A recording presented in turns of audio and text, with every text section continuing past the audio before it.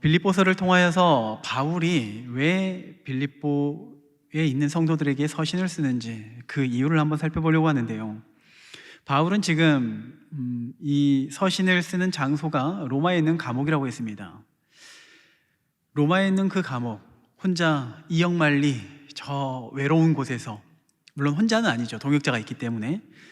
그러나 그곳에서 참 외로움을 느꼈을 것이고, 고달팠을 것이고, 배고팠을 것이고, 몹시 추웠을 것입니다. 그런데 그러한 바울이 오히려 위로를 받아야 할 것 같은데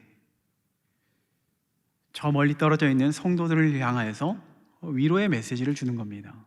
어떻게 그것이 가능할 수 있을까? 또 그러면은 어떻게 해서 바울은 그들을 위로할 수 있을까? 이 점을 한번 살펴보려고 합니다. 자, 바울은 그러한 빌립보 교회를 향하여서 끊임없이 강조하는 것이 있다면은 기뻐하라는 그런 메시지죠. 그래서 빌립보서가 기쁨의 서신이라고 우리가 그렇게 알고 있잖아요. 이러한 바울의 권면, 기뻐하라는 그런 바울의 권면을 들었을 때 그 빌립보 교회 성도들은 어떤 생각이 들었을까요? 분명히 바울이 감옥에 있는 것을 알거든요. 그런데도 바울이 오히려 우리에게 기뻐하라? 그러면은 어떤 사람들은 분명히 이렇게 생각했을 것 같아요. 지금은 비록 감옥에 있지만 하나님께서 어떤 초자연적인 어떤 기적을 통하여서 옥문을 열어주시고 두 발을 걸어서 나오게 하시지 않을까? 아니면 로마의 그 황제 앞에서 당당히 십자가의 복음을 선포하면서 그 하나님의 메시지를 전할 때 그 로마의 황제가 무릎 꿇고 주님, 내가 주님을 믿겠습니다, 이것을 기대하지 않았을까? 그래서 바울은 다 생각이 있구나, 그래서 우리에게 잘 될 거니까 기뻐해라, 좀 이런 식으로 생각하지 않았을까라는 생각을 합니다. 저 역시 그랬을 것 같아요. 누군가에게 나에게 괜찮아, 기뻐해, 잘 될 거야, 이렇게 위로할 때 그 형편이 저보다 안 좋거나 혹은 아픔 중에 있거나 고난 중에 있는 그 사람이 저에게 위로하면은 위로가 안 될 것 같아요. 뭔가 그래도 좀 있어 보이는 사람이 괜찮아, 잘 될 거야, 그래도 힘내자, 이런 위로의 메시지 주면은 좀 공감할 것 같은데, 그런데 우리가 생각하는 것과 달리 바울에게는 다른 무언가가 있었던 거죠. 그것을 통하여서 빌립보에 있는 그 성도들에게 다시 한번 복음을 점검하면서 기뻐하라고 이렇게 말을 할 수가 있었습니다. 바울은 성도들은 빌립보 성도들은 바울을 향해서 그런 어떤 기대감을 가지고 있었을지 모르겠지만은 바울의 면에서 생각해 봤을 때 내가 이렇게 하나님 앞에 있을 때, 하나님과 교제할 때 하나님께서 나를 이렇게 구원해 주실 거야 라는 그런 확신을 가지고 있었을까? 이런 고민을 한참 가지고 있었습니다. 그렇다면 만약에 그렇게 하나님께서 바울을 구원해 주시지 않았을 때 바울은 복음을 전할 수가 있었을까? 바울의 그 복음의 여정, 그 전도의 여정을 살펴보면은 끊임없이 핍박이 있었고 고통이 있었죠. 죽을 고비를 여러 번 넘겼습니다. 그럼에도 불구하고 하나님께서 그 고통을 허용하셨음에도 불구하고 바울은 복음을 전하는 것에 포기하지 않았죠. 대표적으로 2차 전도여행을 마친 이후에 예루살렘으로 이제 복귀하기 전에 에베소 그 교회 장로들을 만나서 이렇게 고백합니다. 사도행전 20장 22절에서 24절을 보면요, 보라, 이제 나는 성령에 매여 예루살렘에 가는데 거기서 무슨 일을 당할는지 알지 못하노라. 오직 성령이 각 성에서 내게 증언하여 결박과 환난이 나를 기다린다 하시나 내가 달려갈 길과 주 예수께 받은 사명 곧 하나님의 은혜의 복음을 증언하는 일을 마치려 하면은 나의 생명조차 조금도 귀한 것으로 여기지 아니하노라. 바울은요, 애초에 자신의 생명조차 아끼지 않고 기꺼이 하나님께 드릴 각오로 복음을 전하고 있는 겁니다. 그러니까 지금 로마 감옥에 있더라 할지라도 하나님께서 나를 건져주실 거야, 그리 아니하실지라도 하나님 굴복하지 않고 끝까지 복음을 선포하겠다, 목숨을 건, 마치 에스더가 죽으면 죽으리라 하는 그러한 각오로 복음을 전하고 있는 거죠. 그리고 그 결과가 선포되어진 복음을 통하여서 로마가 뒤집어지고 땅끝까지 또 그리스도가 전파될 수가 있었던 것이죠. 세상적으로 보면은 바울은 실패한 자처럼 여겨집니다. 실패한 것처럼 여겨져요. 그러나 그가 바울이 가지고 있었던 그 하나님께서 주셨던 마음, 하나님께서 주셨던 그 기쁨, 세상이 감당하지 못할 그 기쁨을 간직하였기 때문에 죽음조차 두려워하지 않을 수 있었고, 또 감옥에서도 기뻐할 수 있었을 것이고, 죽음을 당하는 그 순간, 순교의 그 순간에도 어쩌면은 바울은 기뻐하고 있었을 것이라는 거죠. 그 기쁨이 이제는 빌립보 성도들에게 전해지기를 원하는 겁니다. 우리가 복음을 전할 때 너무 쉽게 내던지는 그런 말이 있습니다. 뭐 요즘에는 안 그런 것 같은데 예전에는 이런 말을 정말 많이 들었어요. 예수 믿으세요? 예수 믿으면 복 받습니다. 당연한 말이잖아요. 틀린 말이 아닙니다. 복 받습니다. 그렇죠? 뭐 아무도 공감 안 하시더라도 우리 모두는 예수님 때문에 복 받은 사람입니다. 그런데 그건 우리의 입장인 거예요. 그 복이 무슨 복인지 알기 때문에, 그 복이 얼마나 큰지 알기 때문에 정말 우리는 복 받았다라고 이렇게 고백합니다. 그런데 믿지 않는 그 사람들에게 예수 믿으세요? 복 받습니다 라고 전했을 때 그들이 받아들이는 그 복의 개념은 돈입니다. 건강이에요. 자녀가 잘 되는 겁니다. 학창 시절에 제가 전도했던 건 아닌데 믿지 않는 친구가 있어서 그 친구와 친하게 지내고 복음을 전할 기회가 있어서 한번 대시를 했습니다. 한참 친해지고 난 다음에 재다가 이제쯤 친해졌으니까 이제 그물을 던지면 되겠지라는 생각으로 던졌는데, 그 친구의 아버지가 작은 배를 운전하는 선장님이셨습니다. 그러다 보니까 집안 분위기는 대대로 예수님을 믿지 않고 우상 숭배가 가득하죠. 미신을 섬기는 그런 가정이었습니다. 어쨌든 그 친구와 많이 친해지고 교회 가자고 이야기를 했는데, 그런데 단칼에 거절하는 거예요. 마음의 상처잖아요. 복음을 전했는데 싫어, 난 못 가. 그 이유에 대해서 이야기를 해주더라고요. 그 친구가 어떤 친구를 통해서 복음을 듣고서 함께 교회 가자고 하는 거예요. 그래서 교회를 갔습니다. 교회를 갔다는 거예요. 그런데 그때 했던 말이 잊혀지지 않는다는 거예요. 교회 가면은 복 받을 거야. 그 이야기를 듣고 교회를 간 거죠. 교회를 갔다 온 그날, 하필 그날 친구 아버지가 조업 중에 사고를 당하였습니다. 큰 사고는 아닌데 손을 다쳤다고 들은 것 같아요. 손을 다쳤습니다. 부모님은, 그 친구의 아버지는 그 원인이 어디에 있다고 생각했을까요? 네가 교회를 가서 지금 이렇게 된 거다. 교회 가면 복 받는다고 생각했는데 교회 갔더니 저주를 받았네요. 이걸 어떻게 설명합니까? 예수 믿지 않는 사람에게 복은 우리가 생각하는 복과는 너무나도 차원이 다릅니다. 그래서 우리가 함부로 그들에게 교회 나오면 다 잘 될 거야, 이런 말 함부로 해서는 안 되는 거예요. 복 받습니다. 그 복을 설명해 주셔야 돼요. 그 복이 무슨 복인지. 그들은 돈에 더 큰 관심이 있고 건강에 더 큰 관심이 있지 영혼 구원에 대해서 생각해 본 적도 없어요. 관심조차 없기 때문에 우리가 전하는 그 메시지가 그들을 왜곡시켜서 오히려 교회에 대한 반감, 기독교에 대한 반감을 살 수가 있었던 거죠. 바울은 그 빌립보 성도들에게 기뻐하라고 권면하는 것은 지금 비록 형편이 안 좋아도 복 받을 거야. 그러니까 기뻐해라. 형편이 좋아질 거야. 잘 풀릴 거야. 장사도 잘 될 거고 자녀도 형통할 거야.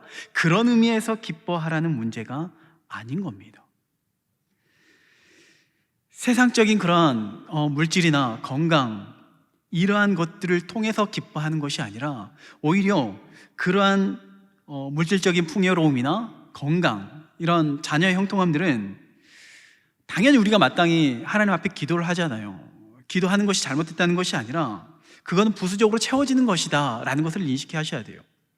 예수님께서도 우리의 필요를 아시고 이렇게 말씀하셔요. 마태복음 6장 33절에 너희는 먼저 그의 나라와 의를 구하라.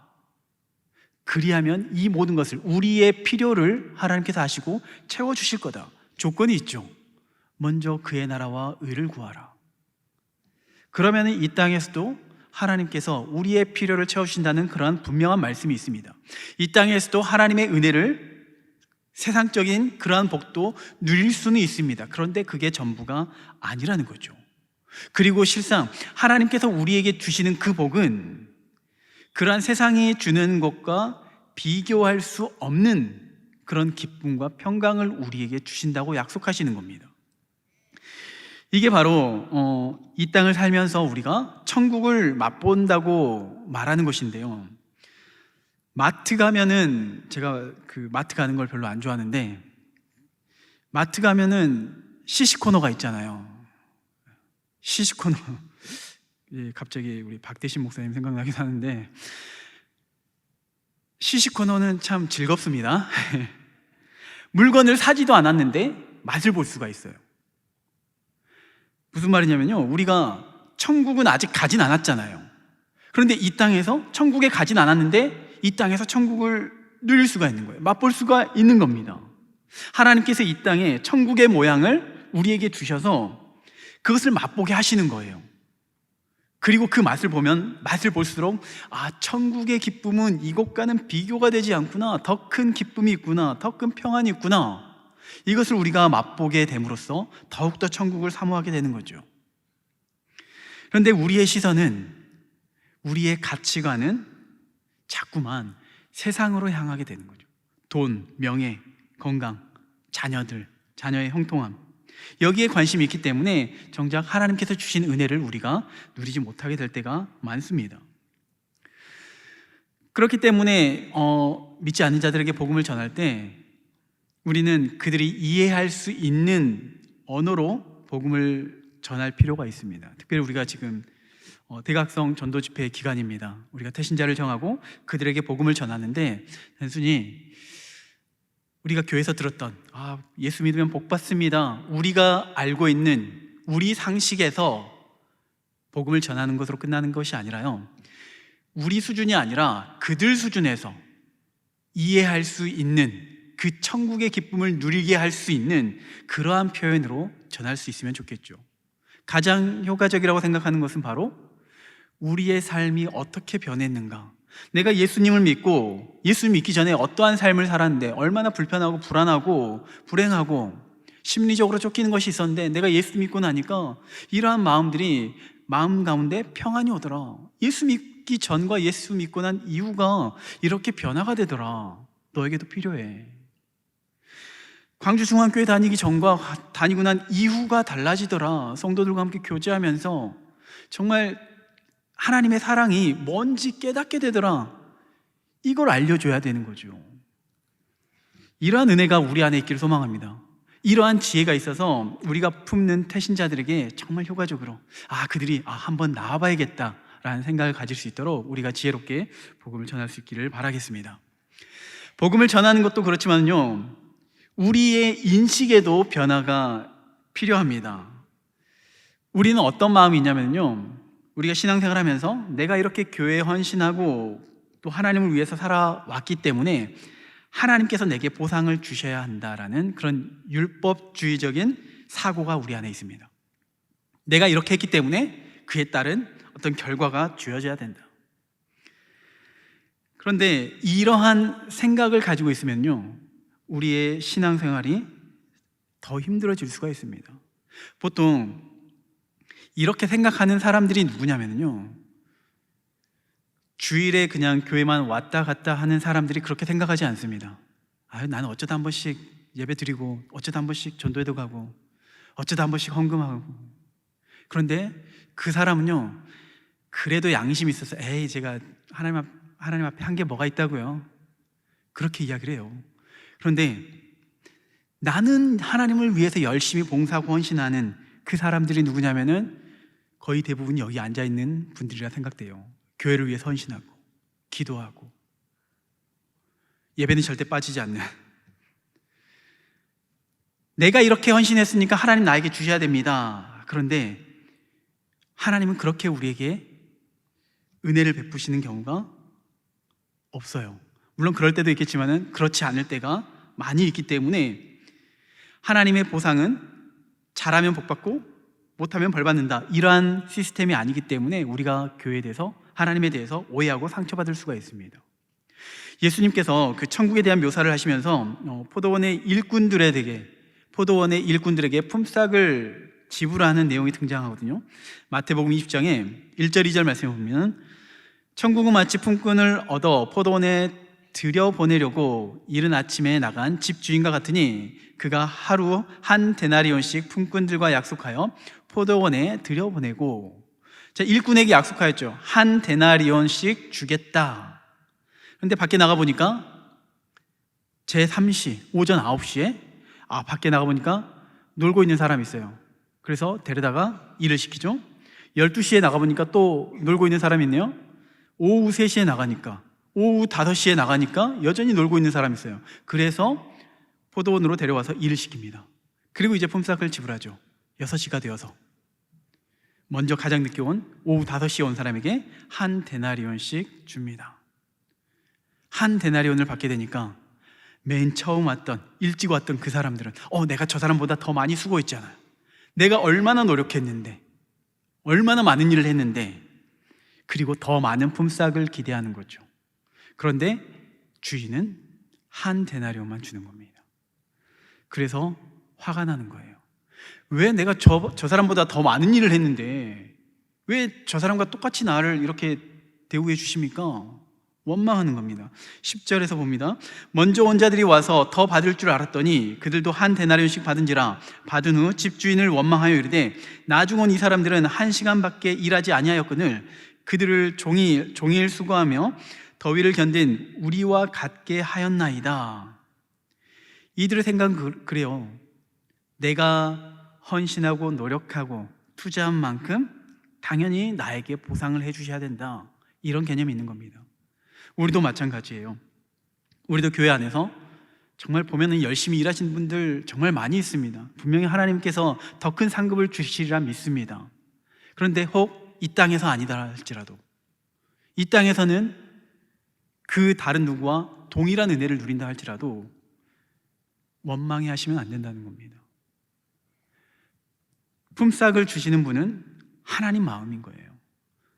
애초에 포도원에서 일할 기회를 주신 것도 은혜입니다. 그것에 대해서 감사해야지 그런 율법주의적 사고에 사로잡히면요, 은혜가 원망으로 바뀌게 되는 겁니다. 우리는요, 우리가 생각하는 그 옳은 것이 정말 옳은 것인가 라고 생각을 해보셔야 돼요. 특별히 사사기에서도 보면은 사사기를 특징하는 그 시대의 사람들에 대해서 이야기를 하잖아요. 각자 자기 소견에 옳은 대로 행하였더라. 사람들 생각에 옳은 대로 행한 거예요.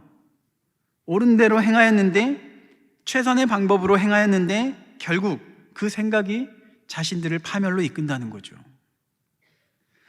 생각의 기준을 세상의 가치관에 의해서 생각하게 되고 나의 이성과 경험에 의해서 판단하게 되니까 하나님이 잘못된 겁니다. 하나님을 비난하고 원망하게 되는 겁니다. 우리는 우리의 상황과 환경에 대해서 내 입장이 아니라, 나의 주관적인 그런 생각이 아니라 하나님이 생각하는 것은 무엇인가, 하나님의 뜻이 무엇인가 라는 것을 깨달을 수 있어야 됩니다. 그걸 발견할 수가 있어야 되는 겁니다. 우리의 생각에 사로잡히면 자기 소견에 옳은 대로 신앙생활 하다 보면 자기 만족은 있을 수 있습니다. 그러나 하나님을 오해하게 되고 시험에 들 수밖에 없어요. 우리는 욥과 같은 고백이 필요합니다. 욥기 1장 21절입니다. 욥기 1장 21절 우리 함께 읽어보겠습니다. 함께 읽습니다. 이르되 내가 모태에서 알몸으로 나왔사온즉 또한 알몸이 그리로 돌아올지라.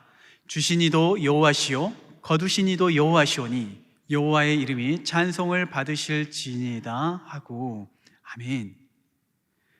주신 분도 여호와시고 거두신 이도 걷어가시는 이도 여호와이시다.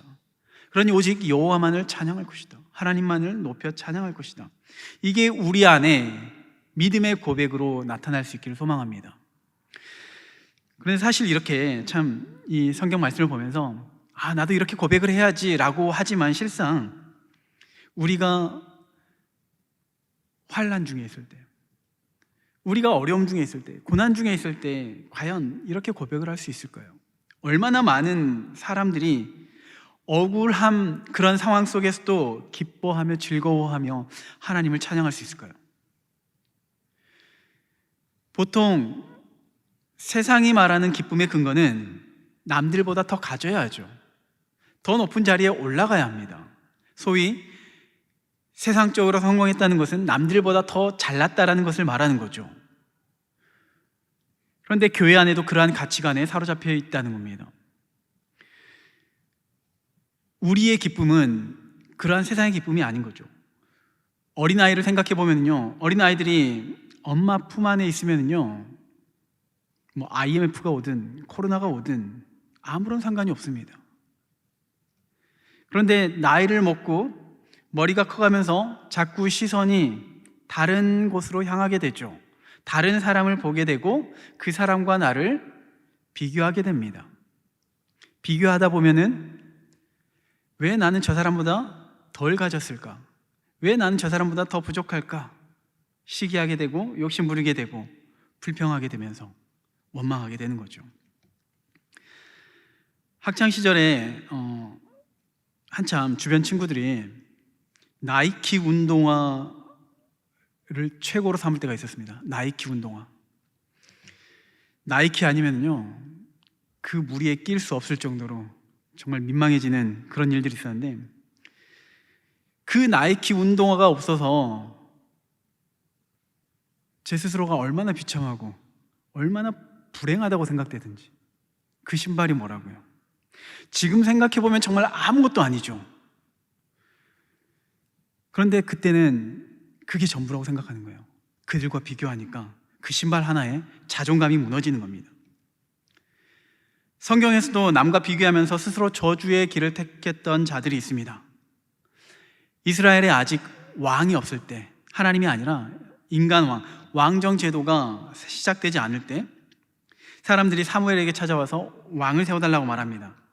사무엘상 8장 5절인데요. 그에게 이르되 보소서 당신은 늙고 당신의 아들들은 당신의 행위를 따르지 아니하니 모든 나라와 같이 우리에게 왕을 세워 우리를 다스리게 하소서 한지라. 이들은 하나님을 왕으로 모시고 살아가는 백성인데 하나님을 왕으로 인정하지 않고 외면하면서 다른 나라와 비교하면서 저 나라에는 사람 왕, 인간 왕이기 때문에 우리도 저들처럼 인간 왕을 세워달라, 이 말을 하는 거죠. 노골적으로 하나님을 나의 왕으로 인정하지 않겠다라는 그런 선언입니다. 사무엘을 당연히 기뻐하지 않죠.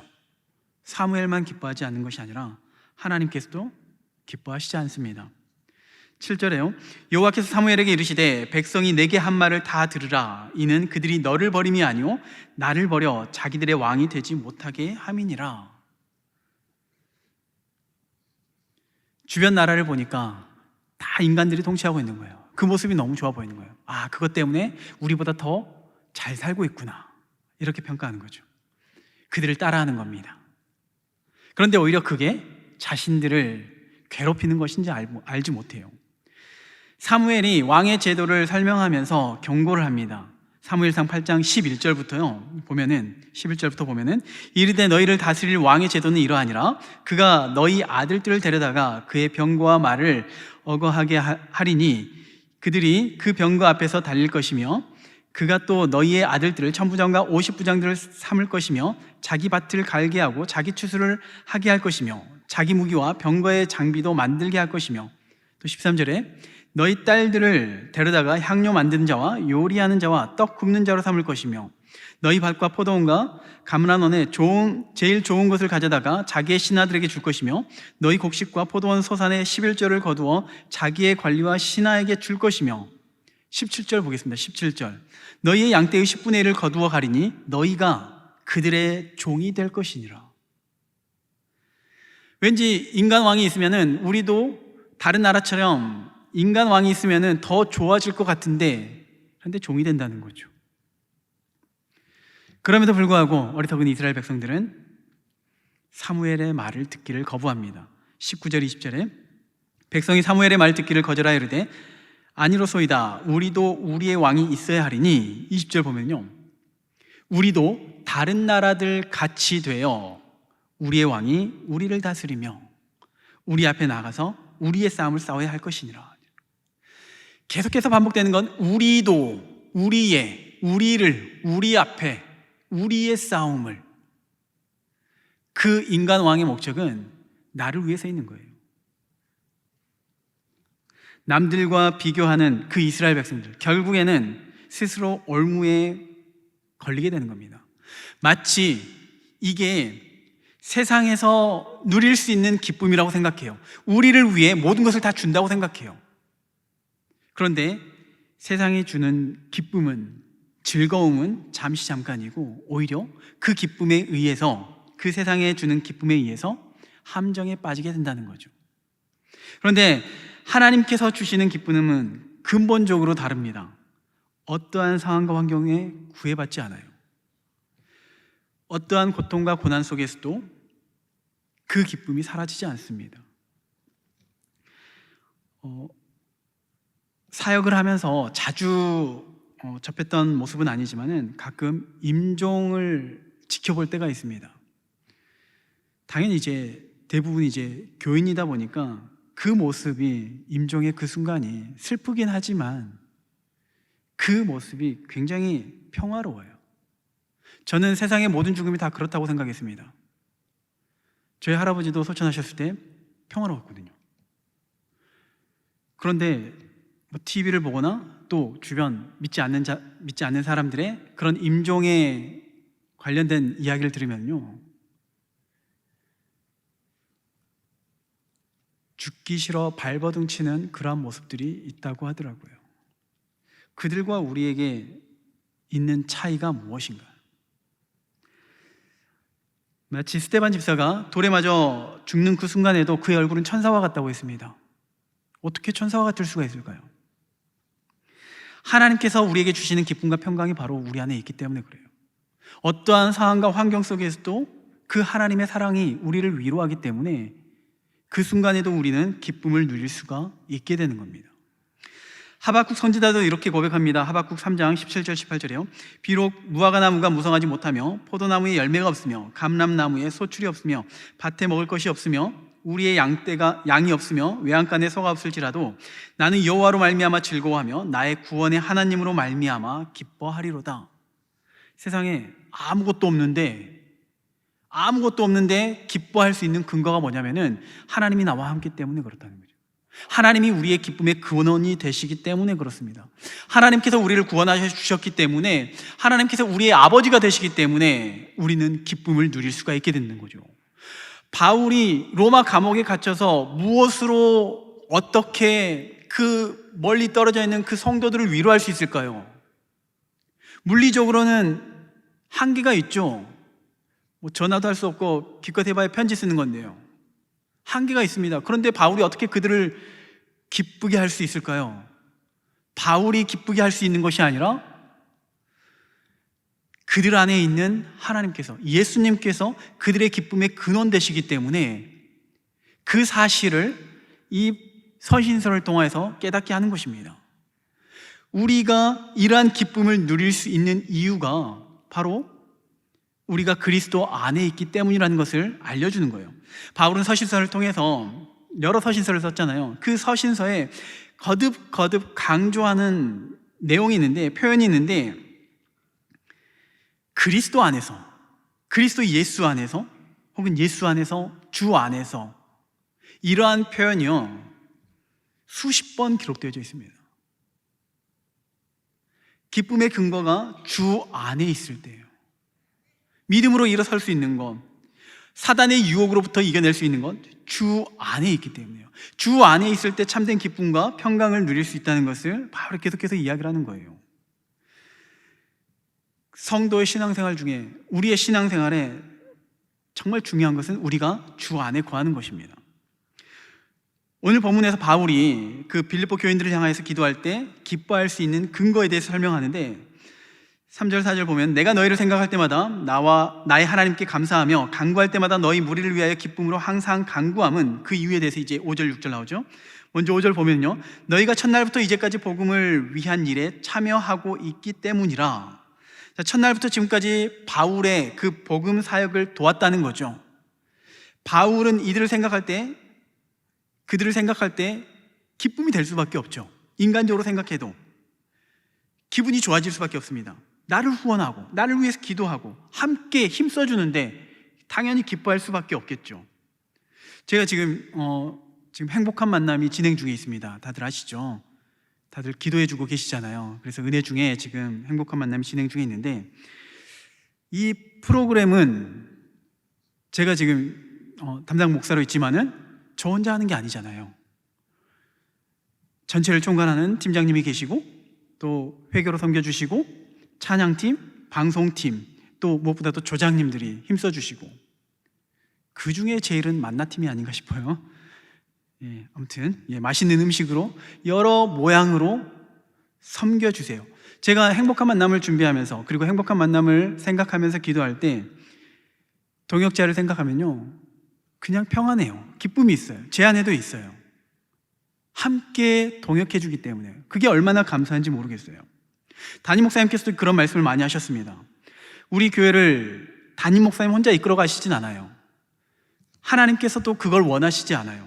그래서 당회를 비롯한 여러 기관들이 있고요, 그 중에서 또한 특별히 구역장님들에 대해서 늘 목사님께서 감사하다고 이야기를 하십니다. 하나님의 일을 동역하는데 얼마나 힘이 되는지 몰라요. 너무나도 감사한 일이죠. 아마도 바울은 빌립보 교회를 생각할 때 이러한 느낌이지 않았을까 싶어요. 그래서 바울 안에 기쁨이 있었을 것이고요. 그런데 이러한 기쁨은 근본적으로 바울이 누리는 기쁨은 아니라는 거예요. 이게 전부가 아니라는 겁니다. 궁극적인 이유는 6절에 나옵니다. 6절 말씀, 너희 안에 착한 일을 시작하신 이가 그리스도 예수의 날까지 이루실 줄을 우리는 확신하노라. 그러니까 5절에 빌립보 교인들이 복음에 참여할 수 있게 된 근거가 뭐냐면은 그들 성도들 안에 착한 일을 시작하신 그 예수님이, 그 하나님께서 역사하시기 때문에 이게 가능하다는 거죠. 착한 일을 시작하신 일, 착한 일이 뭔가요? 착한 일, 불쌍한 이웃에게 돕는 것, 이것을 착한 것이라 말할까요? 성경에서 말하는 착한, 선한 것은 다릅니다. 그 선한 것이 뭐냐면은 하나님의 뜻을 이루는 것이는데요, 한 부자 청년이 예수님께 찾아와 이렇게 질문을 하죠. 아부를 하면서, 선한 선생님이요, 선한 선생이요, 내가 무엇을 하여야 영생을 얻을 수 있습니까? 예수님은 청년의 의도를 알죠. 칭찬받고자 하는 것. 되려 질문하시는데 마가복음 10장 18절에요, 예수께서 이르시되 내가 어찌하여 나를 선하다 일컫느냐, 하나님 한 분 외에는 선한 이가 없느니라. 예수님께서 말씀하십니다. 선한 분이 하나님밖에 안 계시기 때문에 너가 지금 나에게 선하다고 하는 것은 너의 논리로는 말이 되지 않는다. 너가 나를, 그러니까 예수님을 하나님으로 인정할 때만 선하다라고 말할 수 있다.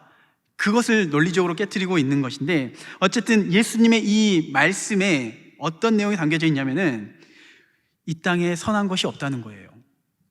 선한 사람이 없다는 겁니다. 우리 모두는 죄인이기 때문에 죄인이 아무리 용을 쓰더라도요, 선할 수가 없는 거예요. 그런데 그 죄인인 우리가 선을 행할 수가 있는 거예요. 선함을 할 수가 있는 거예요. 예수 그리스도 때문에요. 예수님께서 우리의 모든 죄를 짊어지시고 대신 저주를 받으셨기 때문에, 우리는 그 예수님의 의로움으로 의로워졌기 때문에 이제는 선하신 하나님께 나아갈 수 있고, 선하신 하나님을 찬양하며 경배하며 교제하며 사랑을 나눌 수 있게 된 것입니다.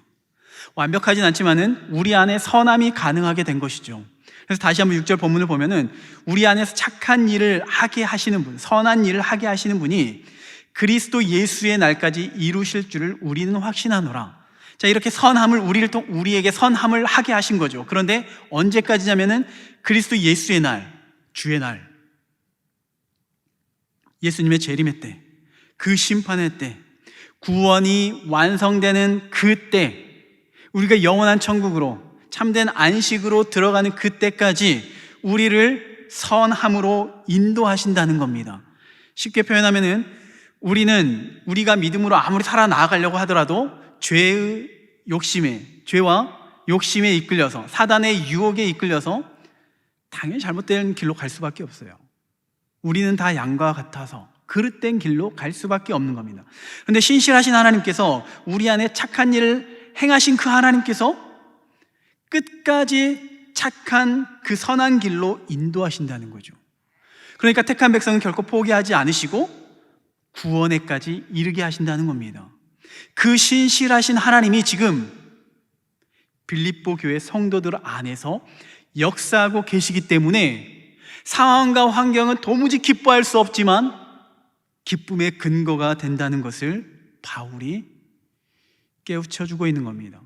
바울 자신도 기뻐하는 것이고 그 빌립보 성도들도 기뻐할 수 있는 근거가 되는 겁니다. 우리도 이러한 은혜 안에 있는 자인 줄 믿으시기 바랍니다.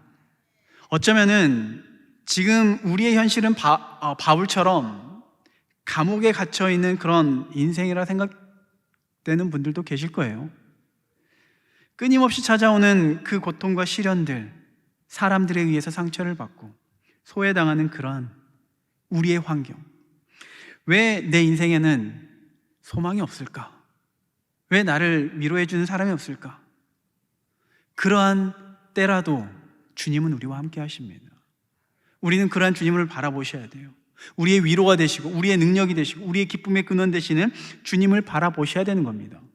또 특별히 이런 마음도 많이 들잖아요. 내가 하나님을 위해서 살아가는데, 교회를 위해서 헌신하고 봉사하는데 왜 지체를 섬김임에도 불구하고 이러한 어려움이 찾아올까? 원망할 수밖에 없는 그런 환경이 우리 안에 몰아쳐옵니다. 그러나 기억하셔야 되는 것은 그 신실하신 하나님께서, 우리를 끝까지 인도하시는 그 하나님께서 승리하게 하신다는 거죠. 그 하나님이 어떠한 분이십니까? 로마서 8장 32절에요. 자기 아들을 아끼지 아니하시고 우리 모든 사람을 위하여 내주시니가 어찌 그 아들과 함께 모든 것을 우리에게 주시지 아니하겠느냐? 우리에게 누구를 내어주시느냐면요, 독생자 예수 그리스도를 우리에게 내어주신 거예요. 우리가 어떤 능력이 있어서, 자격이 있어서가 아니라 우리가 죄악 가운데 있을 때 먼저 사랑으로 찾아오신 분이 그 하나님이시고, 하나님께서 우리를 그 독생자까지 아끼지 않으시고 우리에게 내어주셨는데, 하물며 우리를 택하신 그 하나님께서 우리에게 더 기쁨을 주시지 않겠습니까? 참된 평안과 은혜를 주시지 않겠습니까?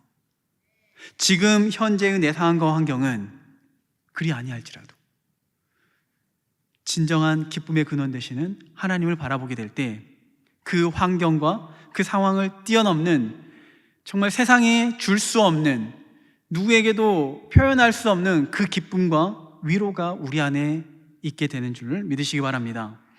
우리 6절 말씀을 우리 함께 다시 한번 읽어보겠습니다. 6절 말씀 함께 읽습니다. 너희 안에서 착한 일을 시작하신 이가 그리스도 예수의 날까지 이루실 줄을 우리는 확신하노라. 아멘. 이것이 바울이 옥에 갇혀 있는 중에도 기뻐할 수 있는 근거가 되는 겁니다. 그리고 이제 빌립보서를 보게 되면은 빌립보가 항상 기뻐할 수 있는 그런 조건이 있기 때문에 기뻐하는 것이 아니라요, 사단의 유혹이 끊임없이 있죠. 초대교회이기 때문에. 또 유대주의자들, 교회 안에 들어온, 빌립보 안에 들어온 그 유대주의자들로부터 핍박과 괴롭힘을 당할 수밖에 없습니다. 그럼에도 불구하고 빌립보 교회 성도들에게 기뻐할 수 있는 근거가 되는 것이 바로 그리스도 예수께서 그리스도 예수의 날까지 이루실 줄을 확신하기 때문에 기쁨이 넘쳐난다는 것을 이야기를 하는 겁니다. 마찬가지로 이 말씀을 우리의 삶에 적용하였으면 좋겠습니다. 우리의 상황과 환경, 정말 힘들고 어려울 때가 더 많을 겁니다. 그러나 하나님이 우리의 기쁨의 근원 되시고 하나님 안에 거할 때 그 기쁨이 우리의 기쁨이 된다는 것을 믿으시기 바랍니다.